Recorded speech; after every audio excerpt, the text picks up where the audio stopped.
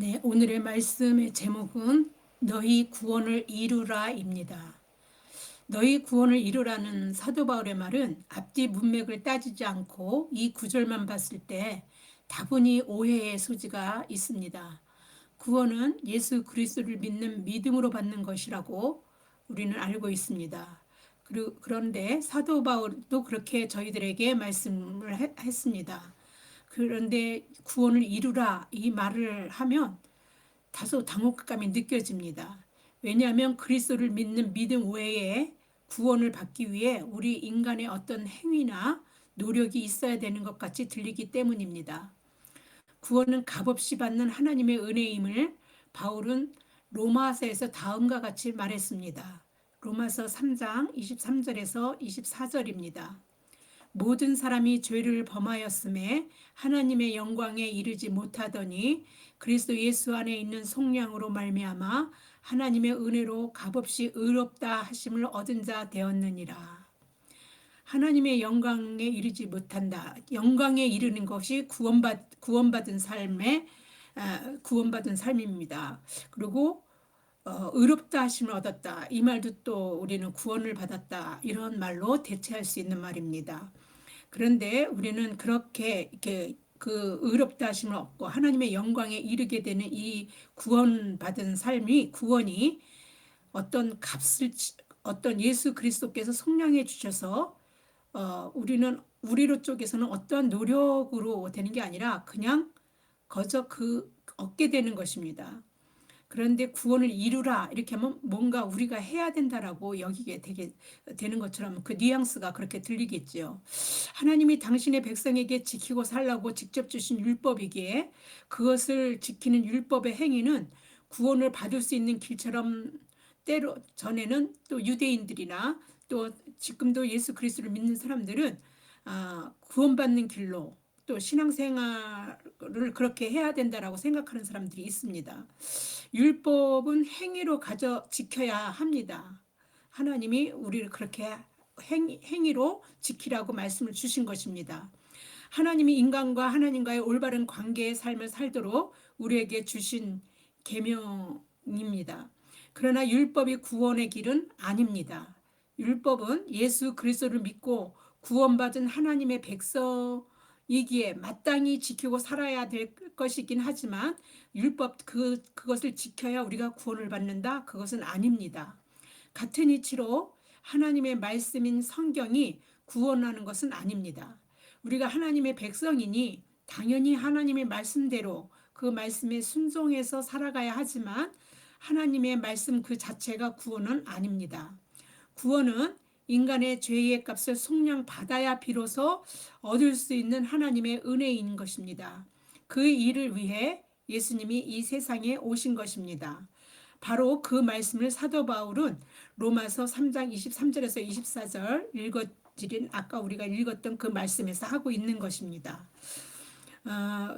그 다시 한번 읽어드리겠습니다. 로마서 3장 23절에서 24절입니다. 모든 사람이 죄를 범하였음에 하나님의 영광에 이르지 못하더니 그리스도 예수 안에 있는 속량으로 말미암아 하나님의 은혜로 값없이 의롭다 하심을 얻은 자 되었느니라.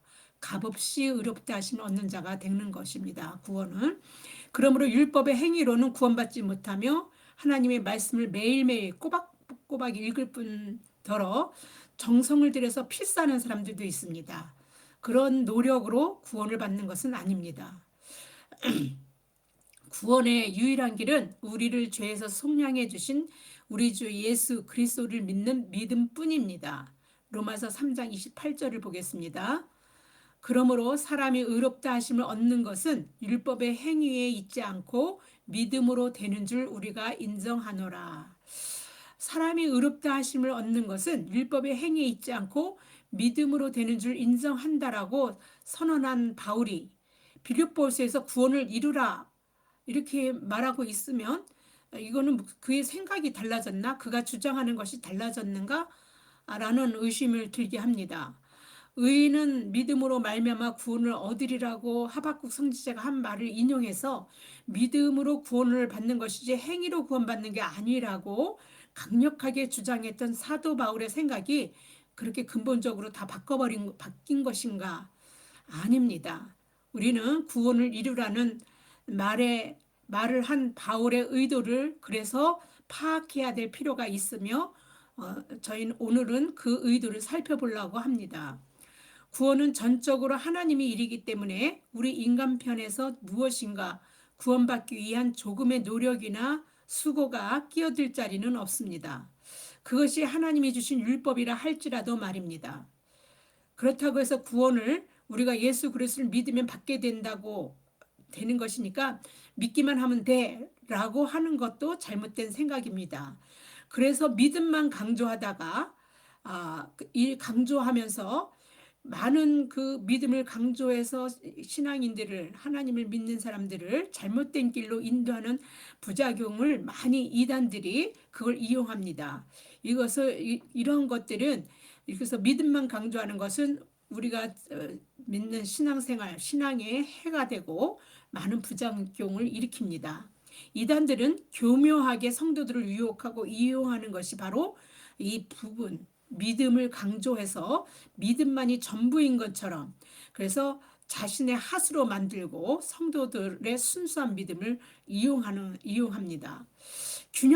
그래서 균형 잡힌 건강한 신앙생활이 굉장히 필요한데, 이러한 것들을 이단들은 제대로 하지 못하게 만듭니다.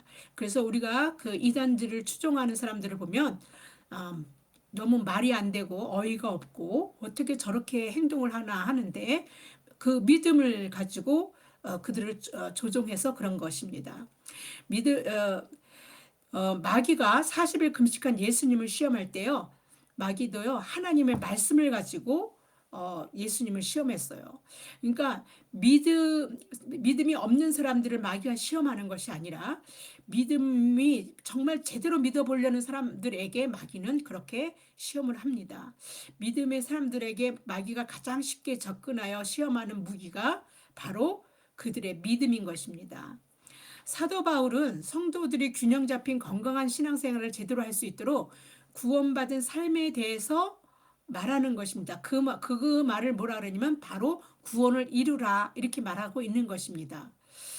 구원을 받았다면 구원받은 삶을 살아내라 이런 뜻인 것입니다. 그러니까 구원받으려면 우리가 무슨 노력을 해야 된다 이런 뜻이 아니라, 구원받았기 때문에 그런 구원받은 삶을 우리가 스스로 살아내는 건강한 신앙생활을 해야 된다는 것입니다.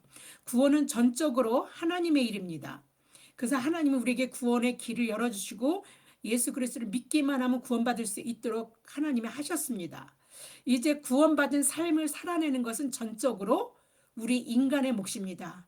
이제 하나님을 믿기로 한 자들이 그렇게 구원받은 삶을 살아내야 하는 것입니다.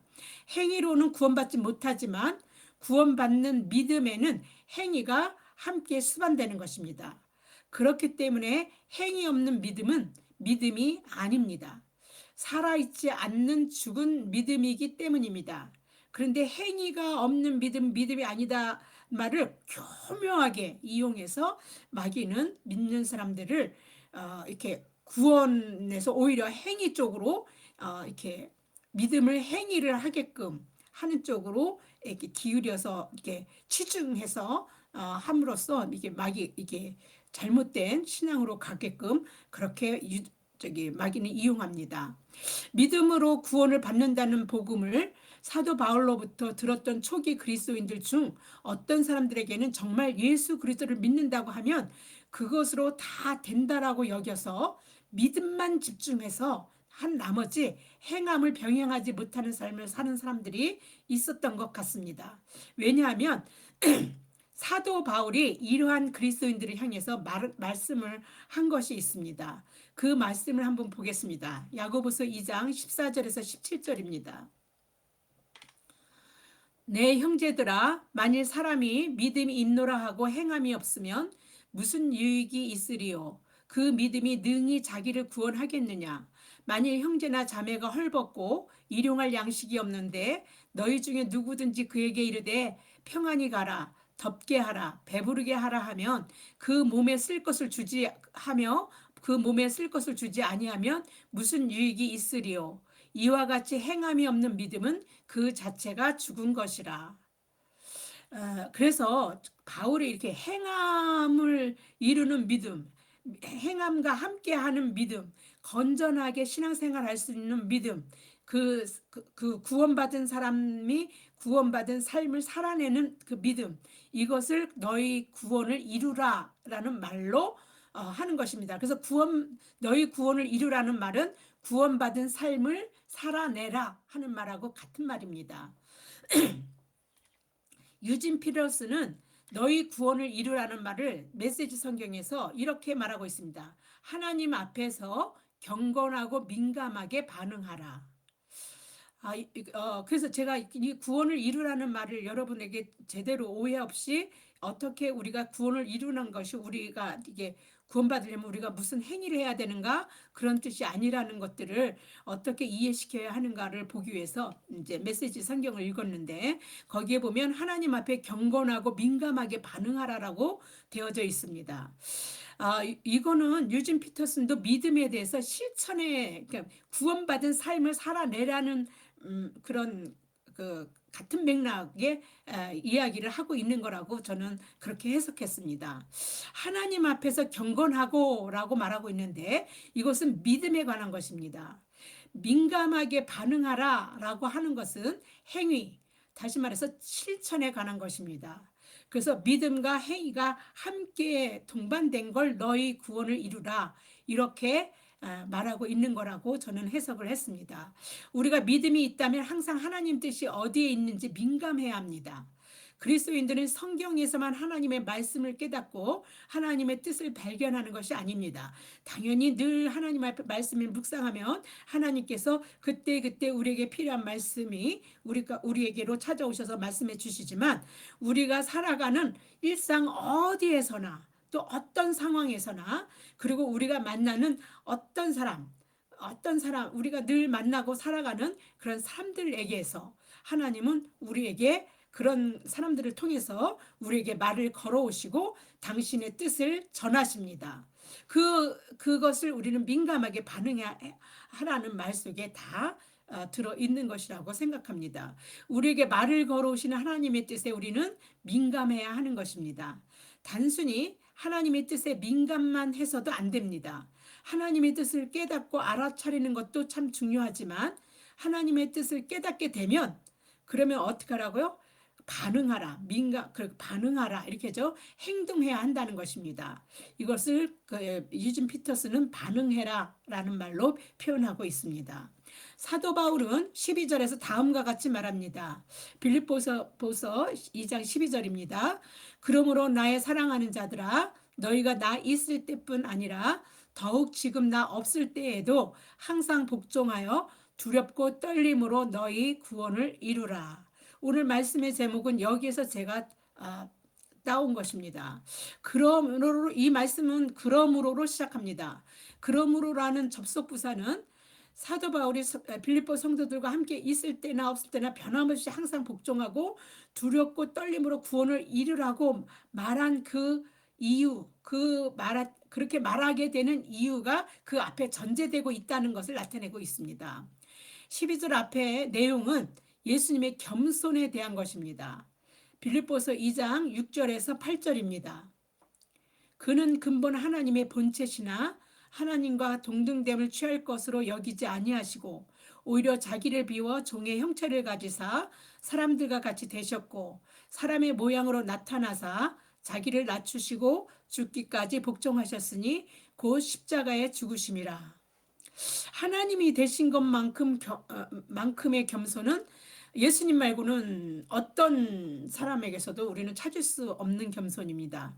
하나님이 사람이 되신 것, 그 자체가 겸손인데 인간을 구원하시려는 하나님의 뜻을 이루기에 자기를 죽기까지 십자가에 내어드림으로 복종하시는 그런 겸손이셨습니다. 이렇게 하나님께 복종하는 예수님을 하나님은 그냥 겸손한 상태로 그냥 머물러 두지 않으셨습니다. 그냥 죽음에 머무르게 하지 않으셨다는 것입니다. 않으셨다는 뜻입니다. 하나님은 예수님을 지극히 높여 모든 이름 위에 그의 이름을 뛰어나게 하셨습니다. 이는 우리 주 예수 그리스도 외에 다른 어떤 이름으로 구원받을 수 없다는 하나님의 선포이기도 합니다.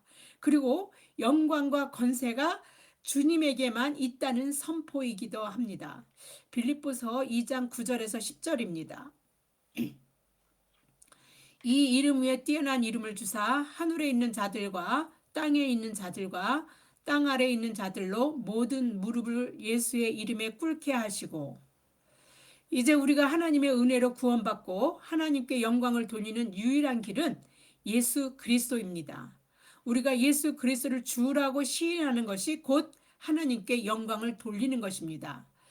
하나님은 우리에게 우리가 그리스도를 주라고 시인하게 하는 것으로 당신께 영광을 돌리게 하셨고 영광을 받으십니다.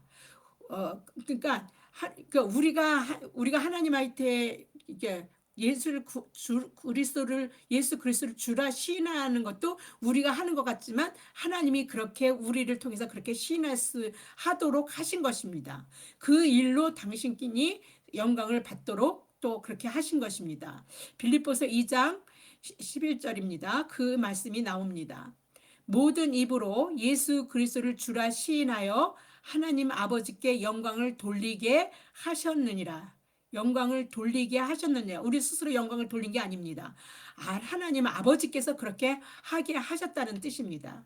12절에 그러므로는 바로 그래서 하나님이 모든 입으로 예수 그리스도를 주라 시인하여 하나님 아버지께 영광을 돌리게 하셨으므로 이렇게 시작하는 거라고 볼 수 있습니다.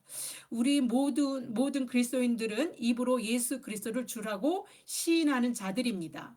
이렇게 함으로 하나님은 우리로 하여금 하나님께 영광을 돌리게 하셨고 우리로 하여금 영광을 받으십니다. 하나님이 우리로 하여금 예수 그리스도를 주라 시인하여 영광을 받으시기에 사도 바울은 빌립보 성도들에게 그리고 또한 지금 우리들에게 지금 하나님의 자녀가 된 지금 우리들에게 말하고 있는 것입니다. 내게 주신 말씀으로 들어야 합니다. 사도 바울은 자신이 있든지 없든지 상관없이 지금 어떻게 하라고요? 항상 복종하여 두렵고 떨림으로 너희 구원을 이루라 이렇게 말하고 있습니다. 누구에게 말하는 겁니까? 제게 말하고 여러분에게 말하는 겁니다. 항상 복종하여 두렵고 떨림으로 너희 구원을 이루라. 성도들이 구원을 이루는 것, 다시 말해서 구원의 삶을 살아내는 것은 항상 복종하는 것으로부터 시작합니다. 누구에게 복종하는 것입니까? 예수님이 하나님께 복종의 모범을 보이셨습니다. 그 복종은 십자가의 죽음으로 자신을 내어주는 복종이셨습니다. 우리가 하나님께 복종하는 것은 예수님이 모범을 보이신 것처럼 죽기까지 하는 복종이기 때문에 그래서 우리는 사도 바울은 두렵고 떨림으로 해야 한다라고 했고 우리는 그렇게 두렵고 떨림으로 복종해야 하는 것입니다. 복종은 상황에 따라 해도 되고 안 해도 되는 선택사항이 아니라 반드시 구원을 이루기 위해서 구원받은 삶을 살아내기 위해서는 반드시 해야 되는 것이 복종입니다. 예수님이 십자가를 지시는 일이 져도 되고 안 져도 되는 일이 아니라 구원을 이루기에 반드시 져야 되는 것처럼 말입니다. 그래서 두렵고 떨림으로 구원을 이루라고 사도 바울이 말하는 것을 우리는 어떤 의도에서 그렇게 말했는지 우리는 그것을 잘 이해해야 합니다. 이 말 때문에 두렵고 떨림으로 라는 말은 어쩌면 예수님이 자신을 십자가의 죽음으로 내주기까지 한 것처럼 우리 자신을 기꺼이 십자가의 죽음으로 내줘야 하기 때문에 두렵고 떨림, 그 정도의 우리가 그런 마음의 각오를 가지고 구원의 삶을 살아가야 한다는 것이라고 그렇게 여길 수도 있겠습니다. 이 말을 우리는 갈라디아서 2장 20절로 대신하겠습니다. 내가 그리스도와 함께 십자가에 못 박혔나니 그런즉 이제는 내가 사는 것이 아니요 오직 내 안에 그리스도께서 사시는 것이라. 이제 내가 육체 가운데 사는 것은 나를 사랑하사 나를 위하여 자기 자신을 버린 하나님의 아들을 믿는 믿음 안에서 사는 것이라. 그러니까 우리가 지금 그러니까 십자가의 죽음을 이제 예수님께서 십자가의 죽음으로 자신을 내주는 것처럼 우리도 그렇게 십자가의 죽음으로 우리를 내주는 그런 삶을 살아야 된다. 그런데 그게 죽는다라는 것들에 대해서 우리가 내심 좀 거부감이 있습니다. 그러나 우리가 살고 죽는 것의 이야기는 우리가 영적인 것을 말하는 것입니다. 그래서 육체 가운데 이제 내가 분명히 내 이제 십자가에서 저희 못 박히면 죽잖아요. 그죠? 그런데 그 육체 가운데서 이제 내가 사는 것 하는 거니까 육체가 살아더라도 내 영이 하나님을 믿는 믿음 안에서 살아가는 것 그거 자체가 우리가 십자가에서 죽음으로 우리가 내주는 것이라고 우리는 그렇게 믿고 그렇게 살아가는 것입니다. 하나님께 항상 복종하는 것은 늘 하나님을 경외하고 전적으로 의지하여서 하나님의 뜻과 말씀에 늘 순종하는 것을 말하는 것입니다. 복종 그러면 종이 주인에게 하는 것 같은 말의 어감이 굉장히 거북합니다. 그러나 우리는 하나님의 말씀에 순종해서 사는 것을 복종이라고 여기면 되겠습니다.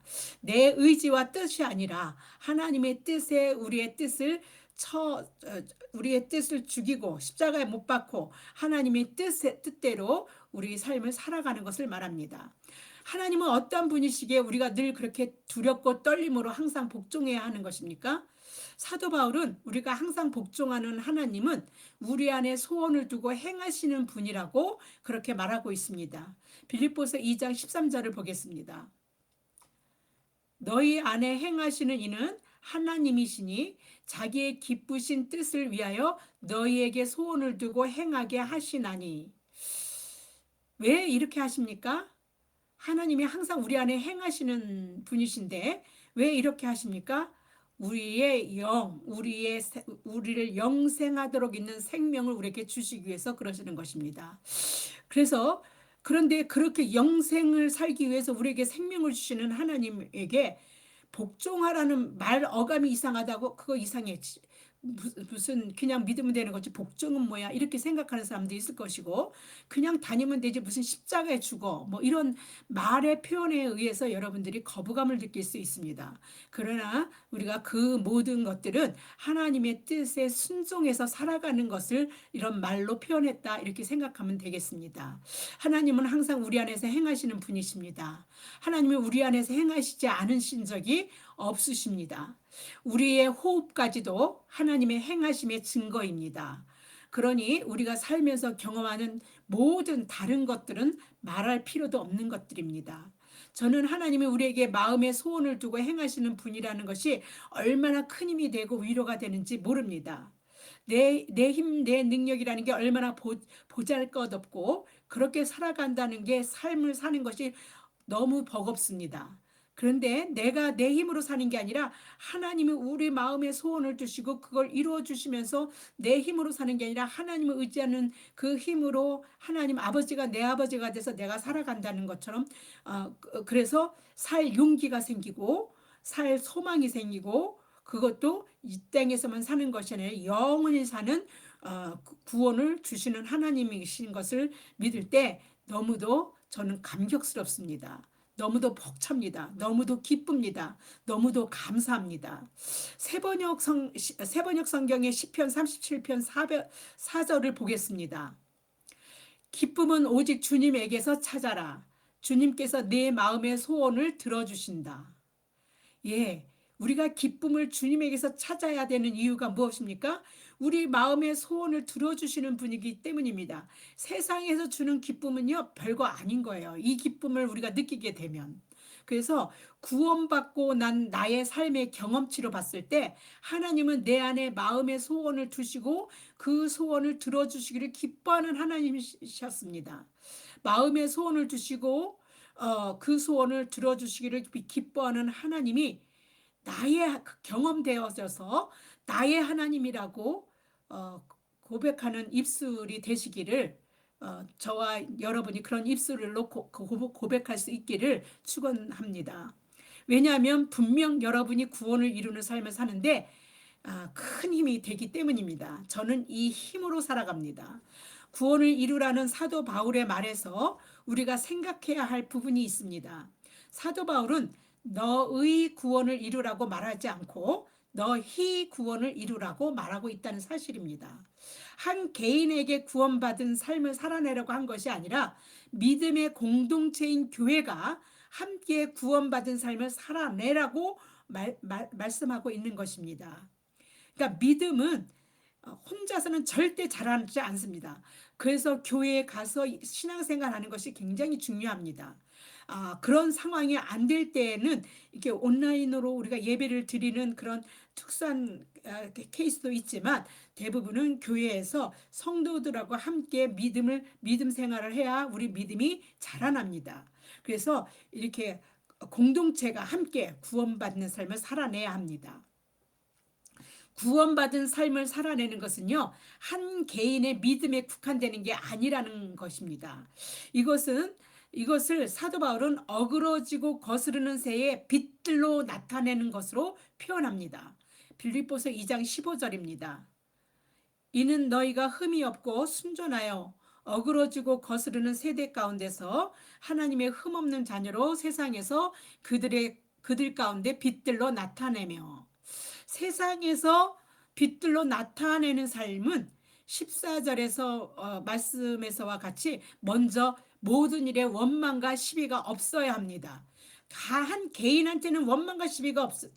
자기 자신만 믿고 있으면 되니까 원망과 시비는요, 사람과의 관계 속에서 이런 일들이 일어납니다. 비교하게 되고 어떤 상황에서 사람들 간의 상황 속에서 어떤 일들이 벌어졌을 때 원망과 시비가 대부분은 생깁니다. 그런데 이렇게 교회 공동체 안에서 먼저 모든 일에 원망과 시비가 없어야 우리는 세상의 빛들로 나타내는 삶을 살 수 있는 것입니다. 사도 바울은 15절에서 흠이 없고 순전하여 어그러지고 거스르는 세대 가운데서 하나님의 흠없는 자녀로 세상에서 그들 가운데 빛들로 나타내라 라고 말씀하고 있는데, 그 앞이 바로 빌립보서 2장 14절인데 모든 일에 원망과 시비가 없이 하라라고 이렇게 말하고 있습니다. 원망과 시비는 모든 일에 하나님의 행하심을 인정하지 않는 데서 오는 것입니다. 우리는 호흡까지도 하나님이 행하시는 것이라고 했습니다. 그런데 그런 곳조차도 숨도 내가 내 힘으로 쉬는 것이고 어떤 모든 일에서 하나님을 인정하지 않는 거죠. 하나님이 우리 안에 모든 일에 행하시는 분이시라는 걸 인정한다면 원망과 시비는 절대 있을 수 없습니다. 그것이 설령 우리가 원하지 않는 상황과 상태로 우리가 겪어야 하는 것이라도 말입니다. 이를테면 고난이나 시련이나 아픔이나 슬픔이나 이별과 같은 이런 것들 말입니다. 이런 것들도 우리는 하나님이 우리 안에서 내가 겪는 상황 속에서 하나님이 그러한 상황 속에서 일하고 계시다는 거죠. 하나님이 계시지 않은 것이 아니라 나와 함께 하시며 나에게서 하나님이 항상 하나님의 뜻을 이루어 가시는 분이시라는 것을 우리는 인정해야 합니다. 원망과 시비라는 말은 출애굽 당시 그 이스라엘 백성의 모습을 우리는 연상시킵니다. 그들은 자신들을 애굽에 종살이하던 고달픈 삶에서 이끌어내기 위해 10가지 재앙으로 일하시는 하나님을 경험한 사람들입니다. 그뿐 아니라 홍해 바다를 갈라서 마른 땅처럼 건너가는 기적도 체험한 사람들입니다. 이 일을 위해 하나님은 모세를 찾아오셔서 말씀하셨습니다. 출애굽 6장 2절에서 7절입니다. 하나님이 모세에게 말씀하여 이르되 나는 여호와니라. 내가 아브라함과 이삭과 야곱에게 전능의 하나님으로 나타났으나 나의 이름을 여호와로는 그들에게 알리지 아니하였고 가나안 땅 곧 그들이 거류하는 땅을 그들에게 주기로 그들과 언약하였더니 이제 애굽 사람이 종으로 삼은 이스라엘 자손의 신음소리를 내가 듣고 나의 언약을 기억하노라. 그러므로 이스라엘 자손에게 말하기를 나는 여호와라. 내가 애굽 사람의 무거운 짐 밑에서 너희를 빼내며 그들이 노역에서 너희를 건지며 편팔과 여러 큰 심판들로서 너희를 속량하여 너희를 내 백성으로 삼고 나는 너희의 하나님이 되리니 나는 애굽 사람의 무거운 짐 밑에서 너희를 빼낸 너희의 하나님 여호와인 줄 너희가 알지라. 누구에게나 이스라엘 백성을 애굽 사람의 무거운 짐 밑에서 빼내는 것 같은 경험들을 인생의 고달픔에서 하나님이 우리를 구원하시는 그런 경험들을 하게 됩니다. 그럴 때 우리는 바로 하나님이 정말 여호와이시구나 이렇게 깨닫게 됩니다. 그러나 우리는 무수히 하나님의 말씀을 경험하고 어려움 속에서 이미 하나님을 만난 사람들입니다. 그래서 우리 삶 속에서 이미 하나님을 우리 입으로 고백하고 구주로 고백하면서 우리 삶을 사는 사람들입니다. 그런 사람들이기에 우리는 항상 그 원망과 시비가 없어요. 그런 사람들이 원망과 시비를 할 수는 없습니다. 여호와를 인정하고 살아야 되니까. 그런데 이스라엘 백성은 그렇게 자신들이 애굽의 종살에서 벗어나 하나님의 백성으로 살도록 애굽에서 이끌어낸 엄청난 하나님의 역사심을 모세를 통해 경험했음에도 불구하고 끊임없이 이스라엘 백성들을 불평과 원망으로 시비를 일삼았습니다. 결국 출애굽 1세대들은 모두 여호수아와 갈렙만 제외하고 광야에서 죽습니다. 그리고 하나님이 약속해 주셨던 젖과 꿀이 흐르는 땅 가나안에 들어가지 못했습니다. 우리가 하나님의 복을 받는 거, 하나님이 약속하신 젖과 꿀이 흐르는 가나안, 거기는 바로 불평과 원망으로 시비하는 일이 없어야 하는 것입니다. 하나님을 늘 인정하면서 살아가야지 받을 수 있는 것입니다. 하나님의 백성은 온유한 자로 살면서 땅을 유업으로 받는 자들입니다. 젖과 꿀이 흐르는 가나안을 하나님이 약속하십니다. 온유한 자가 어떤 자입니까? 원망과 시비를 하지 않는 자입니다. 왜냐하면 자신의 뜻을 복종시켜서 하나님의 뜻에 복종시키고 하나님께 순종해서 살아가는 자들이 온유한 자이기 때문에 그렇습니다. 이 말씀이 마태복음 5장 5절에서 예수님이 팔복을 말씀하실 때 이야기하셨습니다. 온유한 자는 복이 있나니 그들이 땅을 유업으로 받을 것이며 원망과 시비를 일삼는 자들은 온유한 자의 반대라고 할 수 있습니다. 그래서 온유한 자는 땅을 유업으로 받지만 반대로 원망과 시비하는 자는 땅을 유업으로 받을 수 없습니다. 원망과 시비하는 자들은 항상 하나님의 약속의 땅 젖과 꿀이 흐르는 가나안으로 절대로 들어갈 수 없습니다. 하나님이 땅을 유업으로 그런 자들에게 약속하지 않으셨습니다. 하나님은 이스라엘 백성들의 원망과 시비를 당신을 시험하고 당신의 목소리를 청종하지 아니하는 것으로 여겼을 뿐만 아니라 심지어 당신을 멸시한다라고까지 하셨습니다. 그런데 어떻게 그런 자들에게 하나님이 땅을 주시겠습니까? 그거는 우리가 생각해도 그런 자들은 땅을 받을 수 없는 것이죠. 출애굽 14장 22절에서 23절을 보겠습니다. 내 영광과 애굽과 광야에서 행한 내 이적을 보고서도 이같이 10번이나 나를 시험하고 내 목소리를 청종하지 아니한 그 사람들은 내가 그들의 조상들에게 맹세한 땅을 결단코 보지 못할 것이요 또 나를 멸시하는 사람은 한 사람도 그것을 보지 못하리라. 하나님의 복을 받지 못한다는 뜻입니다. 그래서 우리가 하나님의 백성이라면 구원받은 자라면 하나님이 원하신 거는 하나님이 주시는 복을 받아 누리게 하고 싶으신 게 하나님의 뜻입니다. 그래서 우리에게 선언하셨습니다. 너희는 너희는 복의 사람이라. 복을 받으라가 아닙니다. 너희가 복이다. 이렇게 말씀하셨습니다. 하나님은. 우리가 그렇게 복을 받아서 우리만 사는 게 아니라 다른 사람들로 살게 하는 사람들이 하나님의 백성이고 그리스도인들입니다. 그런데 이런 원망과 시비가 있으면 이런 복을 제대로 우리에게서 형통하게 되어지지 않는다는 뜻입니다. 원망과 시비가 없어야 우리는 세상 속에 빛들로 나타낼 수 있는 삶을 살 수 있습니다.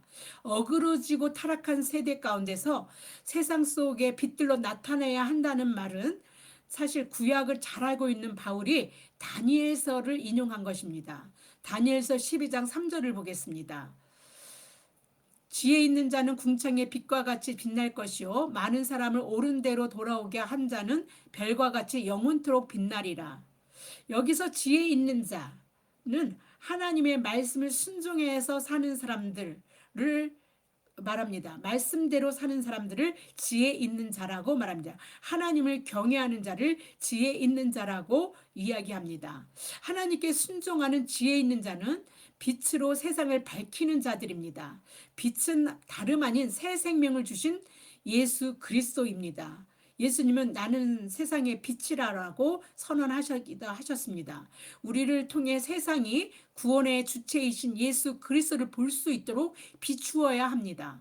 톰 라이트는 빌립보서 2장 15절 이는 너희가 흠이 없고 순전하여 어그러지고 거스르는 세대 가운데서 하나님의 흠없는 자녀로 세상에서 그들 가운데 빛들로 나타내며 라고 말하는 빌립보서 2장 12절의 말씀을 다음과 같이 설명합니다. 어떤 의미에서 바울이 하는 말은 단지 빌립보 교인들이 어둡고 추한 세상에서 빛과 아름다움의 표지가 되어야 한다는 뜻만은 아니다. 그들은 죽음에 이르는 길만 아는 세상에서 하나님이 주시는 새 생명을 알리는 표지가 되어야 한다. 이게 빛들로 나타낸다라는 의미라는 뜻입니다. 구원의 삶을 행위로 세상에 비추는 것이 구원을 이루라는 라고 말한 바울의 의도인 것입니다. 예수님도 그리스도인들의 정체성에 대해서 빛으로 말씀하셨습니다. 마태복음 5장 14절에서 16절입니다. 너희는 세상의 빛이라 산 위에 있는 동네가 숨겨지지 못할 것이요 사람이 등불을 켜서 말 아래 두지 아니하고 등경 위에 두나니 이러므로 집안 모든 사람에게 비치느니라. 이같이 너희 빛이 사람 앞에 비치게 하여 그들로 너희 착한 행실을 보고 하늘에 계신 너희 아버지께 영광을 돌리게 하라. 여기서도 전부 다 너의가 아니라 너희, 그죠? 이렇게 그리스도를 믿는 기독교 공동체, 그리스도 공동체들에게 하는 겁니다. 하나님 믿는 사람들 모두에게 하는 얘기라고 할 수 있습니다. 우리 그리스도인들이 어그러지고 거스르는 세대 가운데서 하나님의 흠없는 자녀로 세상에서 그들 가운데 빛들로 나타내는 것은 예수님이 말씀하신 우리의 착한 행실을 보고 세상이 하나님을 알게 하는 일입니다. 그리고 그 일은 하나님께 영광을 돌리는 일입니다. 사도 바울은 진정으로 빌립보 성도들이 생명의 말씀에 굳게 서서 착한 행실로 구세주이신 하나님을 나타내는 빛이 되어 자신의 자랑이 되기를 바라고 다음같이 말하고 있습니다. 빌립보서 2장 16절입니다. 생명의 말씀을 밝혀 나의 다름질이 헛되지 아니하고 수고도 헛되지 아니함으로 그리스도의 날에 내가 자랑할 것이 있게 하려 함이라. 생명의 말씀 무엇입니까? 예수 그리스도를 믿으면 우리가 구원을 받는다는 말입니다. 예수님이 그 구원을 위해서 십자가에 달려 돌아가셨고 그분이 죽음으로 끝난 것이 아니라 부활하셨고 승천하셨고 우리의 구원을 완성하시러 종말에 오실 것이기 때문에 그런 모든 구원에 대한 말씀, 이 생명의 말씀을 밝혀야 된다는 것입니다. 그런 것이 우리의 착한 행실, 말씀대로 살아감으로 그것이 적용된 것들은 우리의 착한 행실로 열매를 맺고 나타나는데 그렇게 살아가는 것을 통해서 사람들이 예수 그리스도를 우리를 통해서 볼 수 있게 하는 것입니다. 빌립보 성도들이 생명의 말씀에 굳게 서서 착한 행실로 구세의 주이신 하나님을 나타내는 빛이 되어서 자신의 자랑이 된다면 자신이 죽음으로써 하나님께 드려진다 하더라도 기꺼이 기뻐할 수 있는 것이라고 사도 바울은 말하고 있습니다. 정말 사도 바울의 진실한 어떤 심정이었을 것입니다. 왜냐하면요. 얼마나 그렇게 됐으면 얼마나 좋고 기쁠지를 기뻐하다란 말을 4번이나 반복하고 있기 때문입니다. 빌립보서 2장 17절에서 18절을 보겠습니다. 만일 너희 믿음의 재물과 섬김 위에 내가 나를 전제로 드릴지라도 나는 기뻐하고 너희 무리와 함께 기뻐하리니 이와 같이 너희도 기뻐하고 나와 함께 기뻐하라. 빌립보서는 바울이 옥중에서 쓴 편지임에도 불구하고 기쁨이라는 단어가 16번이나 나오는 기쁨의 서신서입니다. 이는 자신이 처한 상황과 상관없이 옥에 갇혀 있지 않았습니까? 그런 옥에 갇혀서 이게 자유하지 못한 상태에 있는 처지, 죽음이 언제 자신에게 닥쳐올지도 모르는 그런 처지에 있는데도 그런 자신이 처한 상황과는 상관없이 예수 그리스도를 믿는 사람들은 예수님 때문에 기뻐해야 된다는 것을 실제로 그는 표현하고 있는 것입니다. 우리는 그렇게 우리의 상황이 어떤 상황과 상관없이 예수님을 기뻐하고 주님을 기뻐하는 마음으로 살아갈 때 우리가 세상을 비출 수 있는 그런 삶을 살아낼 수 있는 것이라고 생각합니다. 사도 바울은 모든 일의 원망과 시비가 이렇게 우리가 예수님을 기뻐하는 삶을 산다는 것은요, 우리에게서 원망과 시비를 몰아내는 것입니다. 그래서 사도 바울이 모든 일에 원망과 시비 없이 항상 복종하여 우리가 구원을 이루며 세상의 빛들로 나타내는 삶을 살면 그것이 자신에게는 자랑이 된다라고 말한 것입니다. 그것이 어찌 사도 바울의 자랑뿐이겠습니까? 그것은 하나님의 자랑이기도 한 것입니다. 주님이 저희들이 그렇게 주님으로 인하여 기뻐하는 삶을 살고 있다면 주님이 저희들을 향해서 기뻐하실 것입니다. 저와 여러분이 사도 바울이 빌립보 성도들에게 바라던 세상의 빛들로 살아서 세상이 구세주 예수 그리스도를 알도록 우리를 통해서 알도록 그렇게 하나님의 자랑이 되기를 축원합니다. 기도하겠습니다. 참 좋으신 하나님 아버지 감사합니다. 빛이 되신 예수님이 우리의 정체성을 세상을 비추는 빛이라고 말씀하셨습니다. 빛 대신 주님이 우리 안에 계시면 우리는 그 빛을 비추는 빛이 됩니다. 주님은 우리의 착한 행실로 우리가 세상에 비춘다라고 말씀하셨습니다. 우리의 착한 행실로 유일한 우리의 구원의 길이 되신 예수님을 세상에 비추면서 구원의 삶을 구원받은 삶을 살아갈 수 있도록 성령님께서 우리 안에 내주하여 주시고 우리를 주장하시고 우리를 인도하여 주시옵소서. 이 모든 말씀 우리 주 예수 그리스도 이름 받들어 감사하며 기도드립니다.